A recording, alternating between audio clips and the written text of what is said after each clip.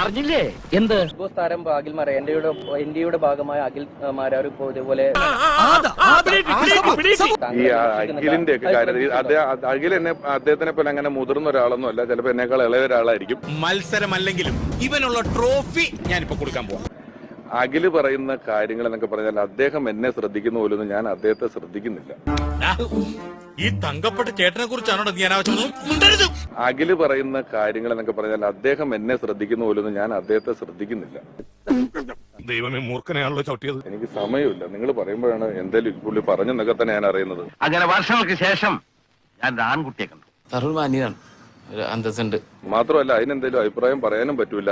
ഇവനെയൊക്കെ വായിക്കുന്ന പത്രം കൊണ്ട് ചെതയുണ്ടാക്കി അതിന്റെ പുറത്ത് വെച്ച് ദഹിപ്പിക്കണം. ഓനാ പഠിത്തം തുടരാനാണ് പ്ലാനെങ്കിൽ ഞങ്ങൾ നിനക്ക് ട്യൂഷൻ എടുക്കേണ്ടി വരും.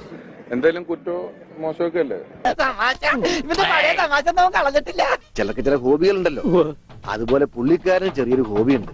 പറഞ്ഞിട്ടുണ്ട്, അതേ പറയാൻ സാധ്യതയുള്ളൂ. അങ്ങനെ പറഞ്ഞാലും ചിലപ്പോ ഒരാഴ്ച കഴിയുമ്പോൾ ഞാൻ വളരെ മഹാനാണെന്നും നല്ല മനുഷ്യനാണെന്നും പുള്ളി തന്നെ തിരുത്തി പറയും. മോശം അഭിപ്രായം. എന്റെ പൊന്നു ചേട്ടാ, ചേട്ടന് കഷ്ടകാലമാ.